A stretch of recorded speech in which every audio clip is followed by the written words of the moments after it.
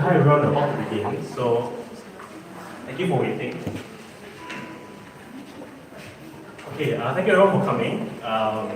Today is the launch of the TADA app, which is powered by MVL. And I would like to just give a short introduction before I hand the time over to Kay, who's the founder. So obviously, a few years ago, the whole taxi industry in Singapore was changed and it was turned on its head when a group of ride-hailing companies came and made quite a big difference and disrupted the industry. So it's been a few years since then, and MVL is now here to leave a new imprint in the ride-hailing industry. Of course, the big difference with MVL and TADA, which is that ride-hailing app that they're launching, is that it's the first of its kind in Asia as being run on blockchain. So that's a very big difference. Of course, I want to introduce Kay, who will be speaking. Kay is not a new person in the mobility industry. He is also the founder of EZ6, which actually had his vehicles powering the Winter Olympics in Pyeongchang last year, right? So without much further ado, I can say a lot more things, but I'll leave it to Kay to share a lot more about the app and everything that it will do for Singapore. So let's introduce Kay. Hi, thanks for coming. My name is Kay. I'm the founder of MVL, and today I want to introduce why we are doing this and how we can get. So MVL is a blockchain incentive mobility system protocol that we're building to be able to connect all the mobility platform and services. And today is a very exciting day for us. So we're introducing Singapore's first commission ride-hailing service on top of the blockchain. Okay, so who we are, like Jeremy explained, we've been in the mobility industry for 4 years, but we're not like a giant players. We are very small and nimble, and we find the problems and try to solve wherever the problem exists. We go there, we try to solve it. And we see the another problem here in Southeast Asia and also Singapore specifically. So we wanted to engage this to solve those campaign and problems. So today we're introducing Singapore's first Zero Commission ride-hailing service here in Singapore. You may wonder what's the name of it. It could be MVL or other name, but we decided to go with TADA. It's like TADA has many different meanings. So in English, we're like TADA is like when you do the magic show. If you take out the rabbit from the hat, you can say TADA. But in Korean, TADA means let's ride. So ride, or in Japanese, TADA is like free of margin, free of commission. It has multiple different meanings, so that's why we choose this name to introduce. So here is the video that we want to. Okay.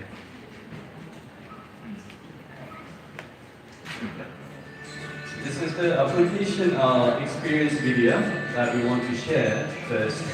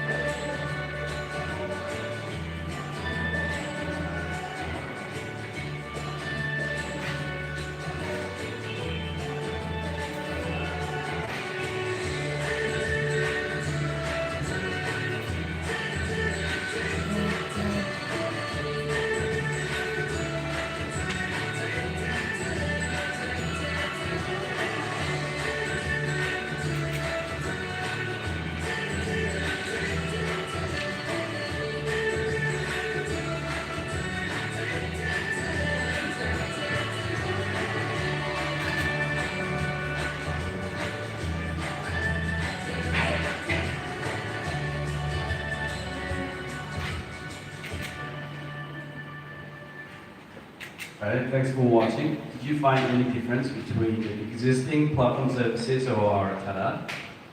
There's no difference. There is no difference between blockchain-based service and current existing services. The only difference is behind the scene. So that's how we can realize this zero commission service in Singapore. So you may wonder why we're here. So we see the pain, we see the opportunities here in Singapore and Southeast East Asia. That's why we're here. So what we try to do is quite simple. So we want to bring a support to the driver, very simple and straightforward support by realizing zero commission. We want to bring better fares to the customer. By removing those commissions from the driver, we can actually have more room to provide a better service with a better price. By realizing these two, actually we can bring more social impact in this Singapore and the rider and drivers community.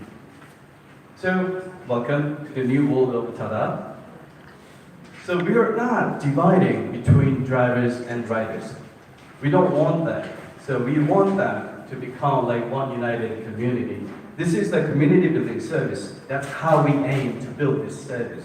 Drivers and customers, they don't need to argue each other to cancel the service, or they don't need to argue each other to ask for other additional services. We want them to become friends, and this is a community service. That's how we try to build it. So drivers, they will get, obviously, we want to deliver two clear messages for the drivers. Zero commission. We don't want to take any money from the drivers. So we want to give 100% support to the drivers. And on top of that, by implementing our blockchain incentive protocol, we want to give additional financial asset to the drivers. And also the customers, very clear and straightforward message. By removing all those commissions and problems and pains, so we can actually realize a better service for the riders, and also we can actually realize better fare. So But sometimes our fare could be higher than any other services, but all in all, we want to stabilize it. We want to bring it a better fare for the customers. So, app interface, I want to explain this again. As you can see on the screen, app interface is exactly the same, as you may have expected, from other ride-hailing giants. The user experience will be exactly the same. There is no much difference. But the only difference between us and other ride-hailing services is how we can approach this service, how we're going to deliver the service, what kind of technology are we going to use. So you may have a question. So we say zero commission, Singapore's first zero commission service here. You may wonder how we can sustain without making any money, right? But I want you to think about this way. Is there a commission from the driver? Is that the only way that we can make money to sustain our business? I don't think so. That's not the only way. In this world, we believe that there is no only one solution. So by implementing our MVL blockchain incentive protocol on top of this application service, actually we can realize that zero commission services. But how we can sustain is very straightforward. We've raised quite amount of money that we can sustain ourselves. Also, our blockchain protocol's value and cryptocurrency's value itself can be contained inside of our community as well. That's the way that we can use it. How we can, use the expense, operational expenses, and also the created data by drivers and customers. Actually, that's another way that we can create the revenue. But we are not going to sell those data without the consent of all those drivers and customers. Not likely to the traditional platforms. So the all data created recorded by drivers and customer belongs to the each individual, each drivers and the customer. We don't own the data ownership. We just provide the data storage and distributed storage. But every individual has their own ownership. So we believe that data is your labor. So your labor should get rewarded. That's how we built up all the system, and that's how we believe this philosophy should be built on when we make this service. So how does the blockchain comes in? Like I explained to you, blockchain itself, we believe that some people say that blockchain is a technological revolution, but yes, I agree with that. But on top of that, I want to emphasize this. Blockchain itself is a revolution of business model. So because of this blockchain technology that we are using, we can actually revolutionize the traditional business model. When you talk about providing ride-hailing service, when you talk about providing any other platform services, you're thinking that you need to create a profit. This is a very different approach that whenever you build up the system, you're thinking about how I can make money, how I can maximize my profit. That will actually block yourself to communicate smoothly with your counterparty. But when you use the blockchain way, you can revolutionize how you can communicate with your customer, your business partners. Okay? Driving data recorded on the blockchain. Obviously, this ownership goes to each individual driver. Without the consent, we're not going to use this data to sell or any other monetization method. But because of the blockchain, we can actually realize the immutable and transparent and low transaction fee of a whole ecosystem. But a recent scandal of hacking of health data in Singapore, that's one of the very good example how blockchain can solve those kind of problems. Yeah. So if you put all eggs in one basket, if somebody wanted to break all the eggs, they can only attack one server, one basket. That would be good enough to attack everything, right? But if we go with the blockchain, this is another way that we can protect your privacy and your data. So we save all the data with distributed storage, and that can actually allow us to protect the benefit or the ownership of the data. So today, everybody can download our application from the Android store and the Apple App Store. So So we are actually launching, this is the beta version that you guys can try out and you guys can actually participate as a community member. We call our community member as an Embler. So you can participate as a driver and as a customer. So please join us and please try our application. And if you find any problem, just let us know. We are here to iterate and make a progress and make a better service. So we are here to open our ears and please let us know. Whatever you find, we're open to hear everything. Thank you.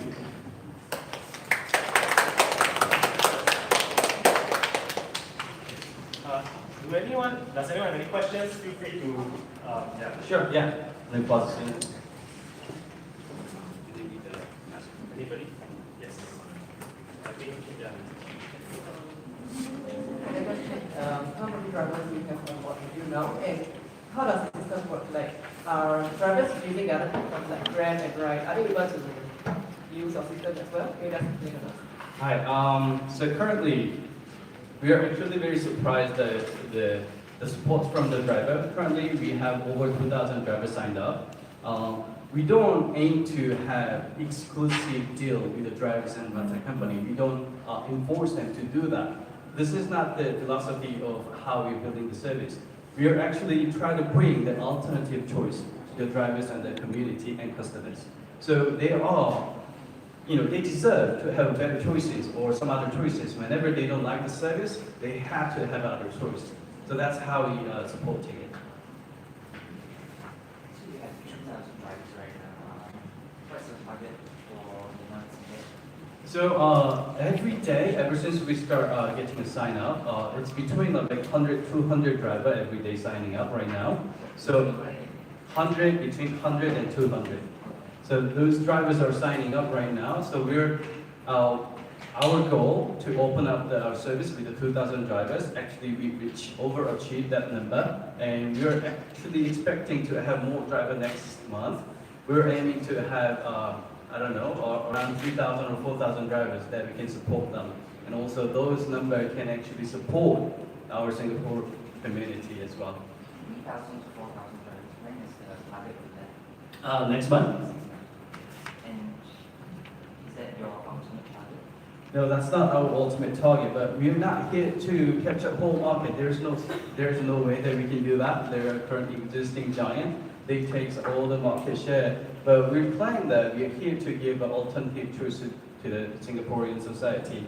So how we aim is like, we want to reach with around, let's say, little over the 10,000 private hire driver, but right now we are in talking with the taxi drivers as well. We have applied for the taxi service platform license through the LTA. So other than private hire drivers, taxi drivers, and they are actually asking lots of questions to us.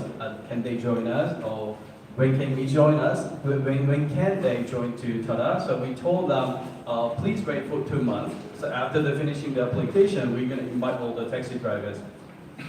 The reason why we can say we can invite taxi driver easily is because we don't take any commission from a driver side.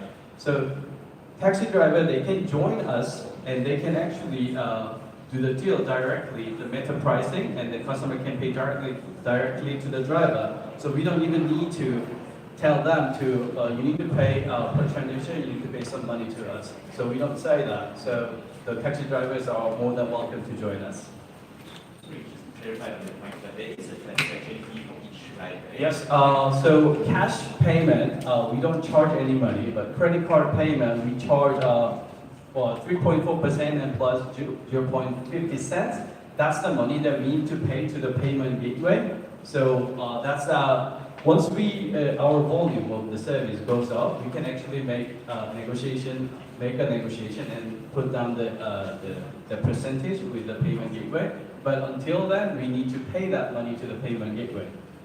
So this 5% is paid by drivers or customers? So customer pays a certain the fixed fee, and then we deduct that commission and that transaction fee, and we give rest of the money to the driver.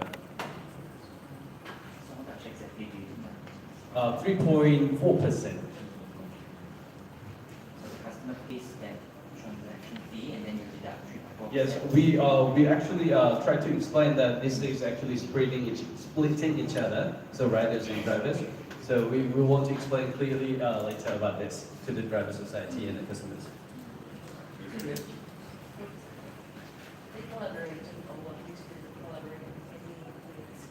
Yeah.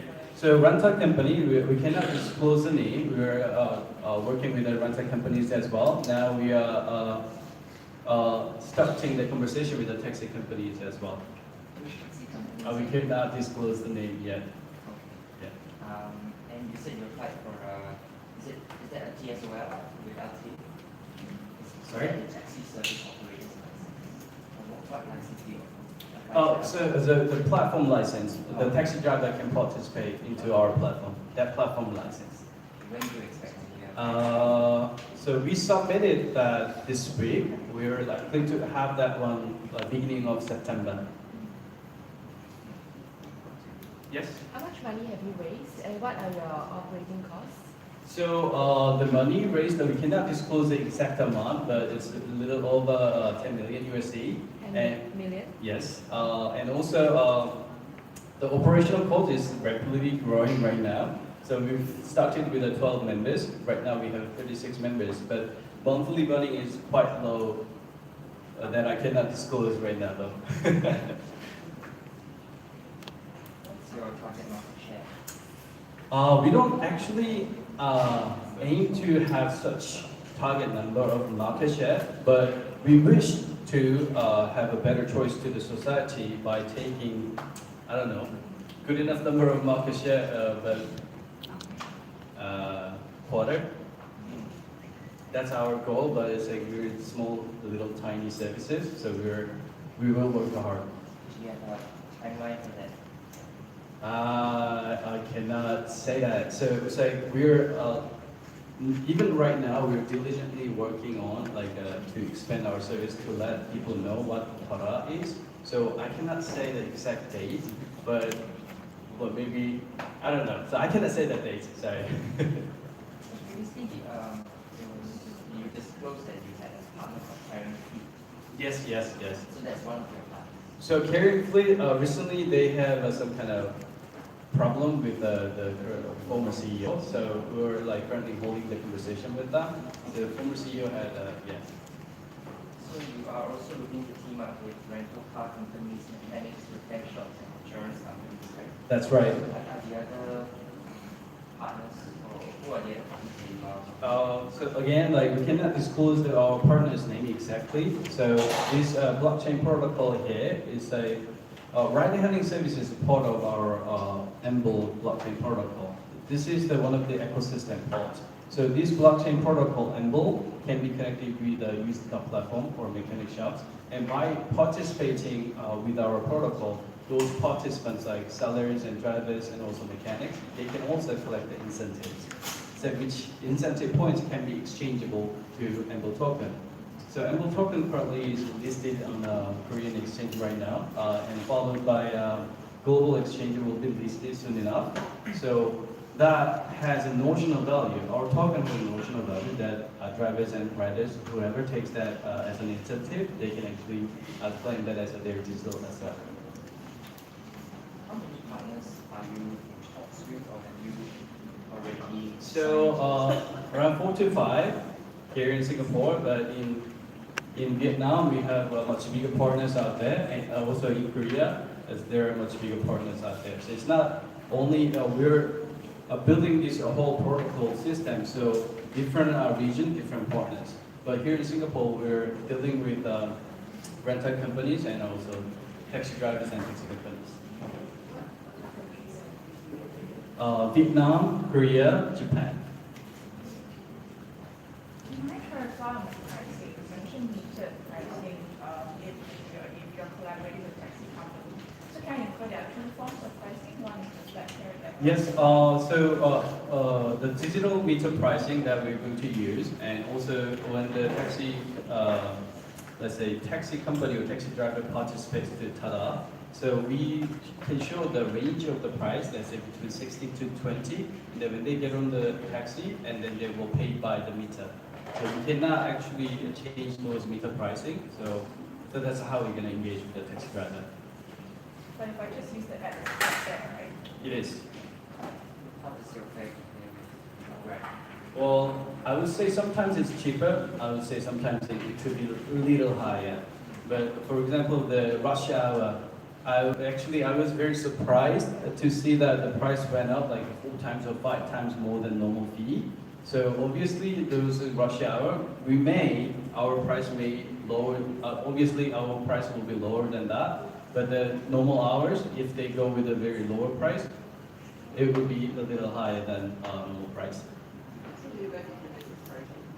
Such Yes, we do, but we're not going to use the dynamic pricing. That does not help to build a solid community between drivers and riders. But during the rush hour, we're going to add a certain percentage. But we're now talking and conversating with the driver group. So how much should be the appropriate number, and also we're surveying those customers as well.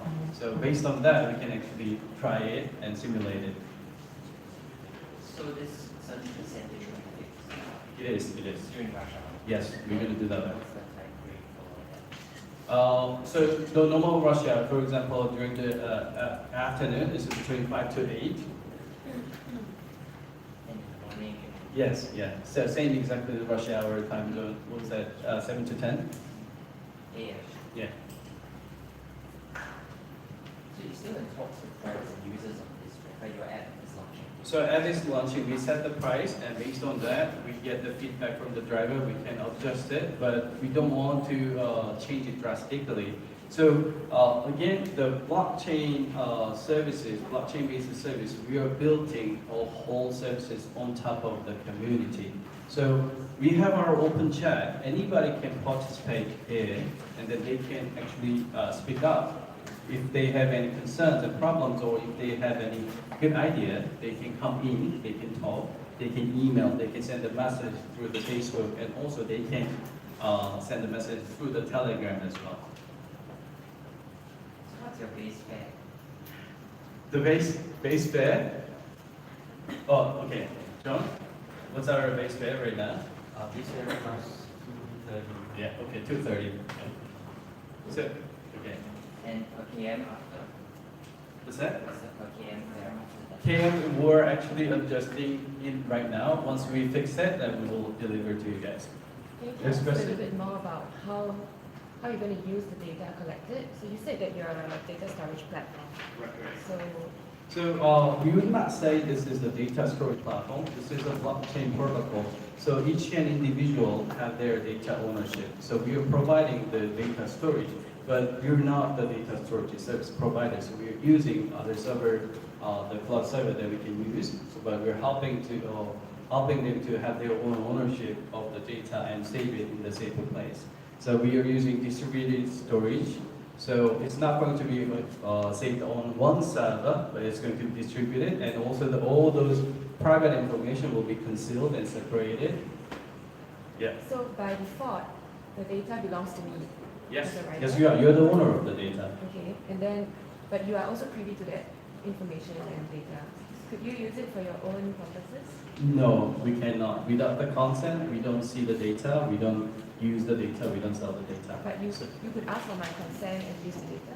So yes, we can ask the consent to the drivers and individuals, and we get drivers' data. They actually come in and they can use the data. They pay money into the whole ecosystem, and then after we deduct the operational cost and all other revenue parts, we are distributing to all the drivers and customers.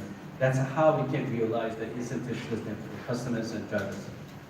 So how are you releasing the what's left of The the data? data? Revenue? Well, Yes, the at the beginning stage, to be honest with you, at the beginning stage, the volume of data will be very small. This is not sellable. So I will see after, let's say, 2 years, or 1 or 2 years later, after we have lots of transactions here in the society, And then we may be able to provide that data to the third-party researchers, such as autonomous driving or car makers who want to use those kind of data for their own software. The rest of the data that you distribute to your drivers and riders, in what, sorry, not data, the rest of the revenue, Mhm. in what form will that be?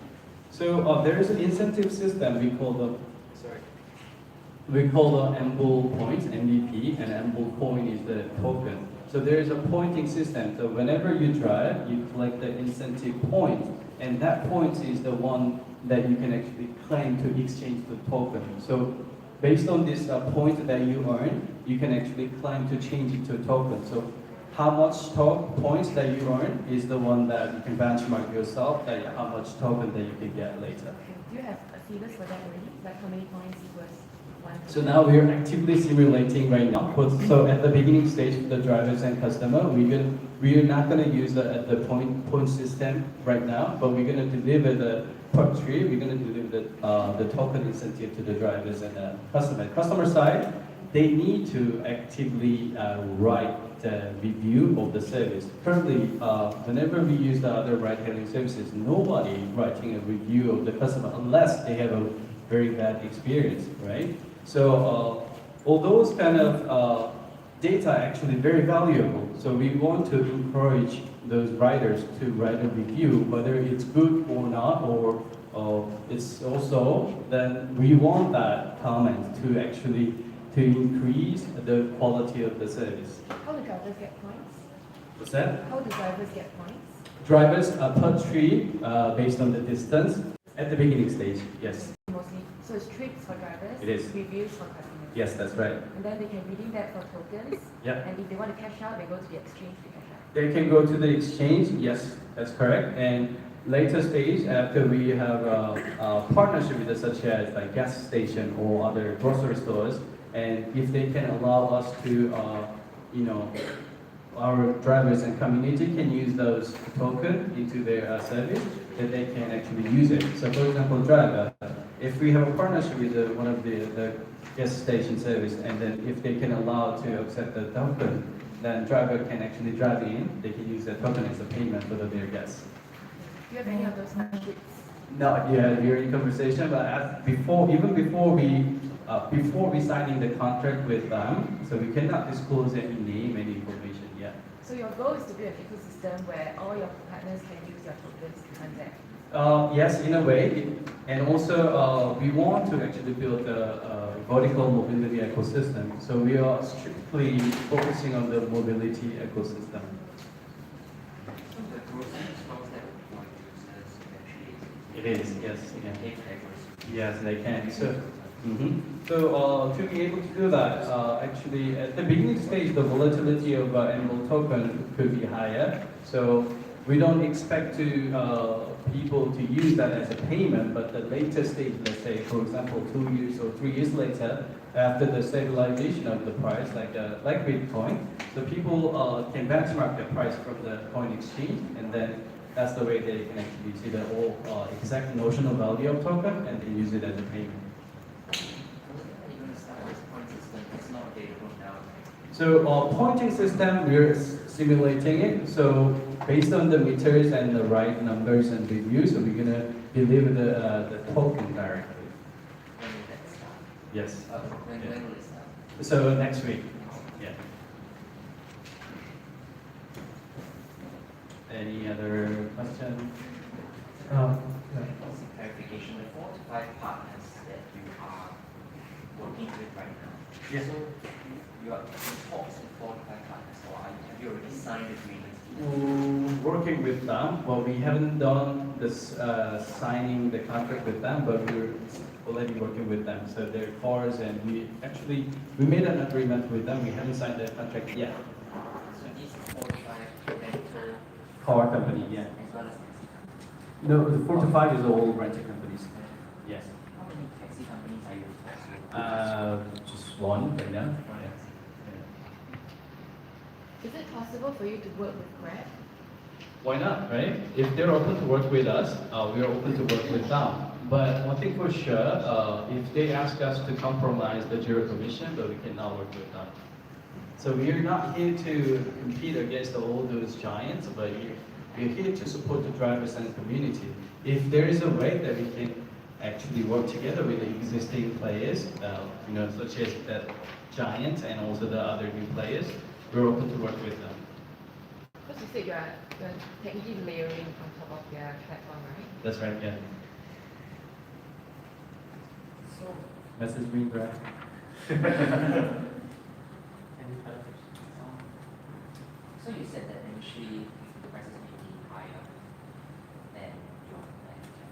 How are you going to entice customers to use I would say, because of this price competition, whenever we made a good hit on the society and good impact we had, they may move, or other ride-hailing services will be moved. So based on that, we can also adjust our price level. But one thing for sure, during the rush hour, our price will be much more competitive. And during off rush hour, we need to test it, but sometimes the Grab or other ride-hailing service prices are very low. So we don't want to compete against all those dynamics. So we want to go with a very stable, and we want to deliver the very message to the riders. This is a very stable service that you can trust for. So how much lower or how much more competitive will your rush hour prices be? We don't actually benchmark all those numbers to other ride-hailing services, so I cannot answer that question. Because you said sometimes Grab could be 4 to 5 times higher than the regular price, right? Yeah, that's I used the Grab before, so I would say, yeah. Will you be 50% cheaper than them, for example? Well, if in the case of, let's say, their price went up like 5 times more than regular price, our price would be, yes, like you're saying, much cheaper than like 50% of that. How are you going to build trust around riders? So this is the community building service. We're here to talk how we can support each other. So drivers actually can support the customers, and customers can support the drivers. So whenever a driver asks us the question that, why don't you guys do the marketing to get more riders?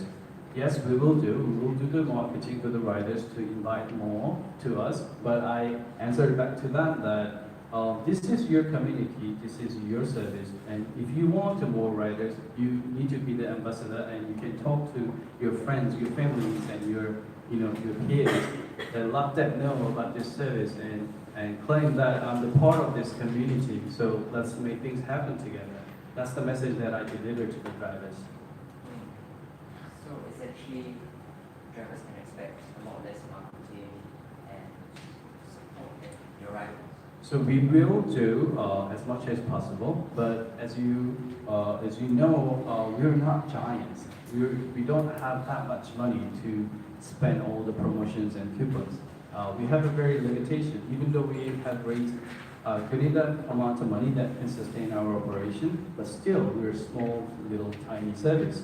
So to be able to bring the impact to the society, actually, it's not just we cannot do this by ourselves. We can actually need to do this thing together with the drivers and riders.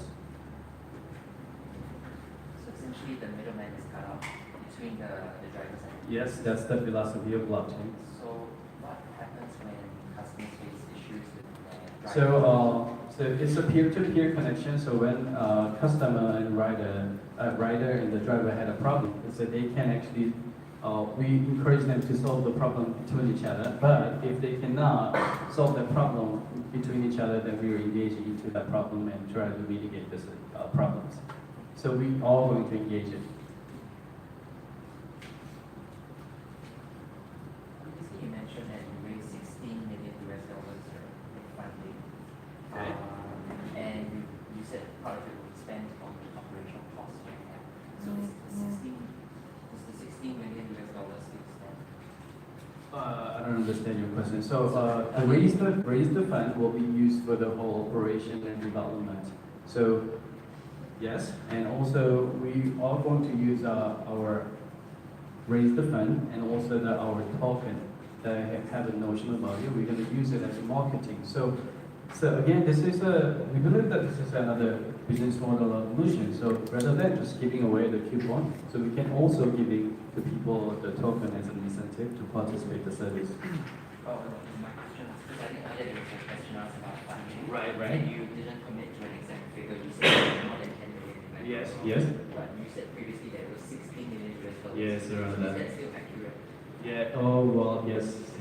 We didn't want to write down the exact figures that around that. Yes. It's about 16. Yeah. Okay, so no change from that. Yeah. side. Is it 16 million is all for the Singapore market only or for your other markets? No, actually, the Singapore is the first market that we're going to deliver TADA. The next market will be the Vietnam. So Vietnam is another different story for us. We're not going to deliver the service just by ourselves. We are partnering with a local company, and also we are bringing the international company together with us in Vietnam. So that's going to be another game for us to engage. When is that? We're expecting to do this, deliver the service in Vietnam around between October and November. And your next market? My country, Korea, Okay, that will be next year. next year.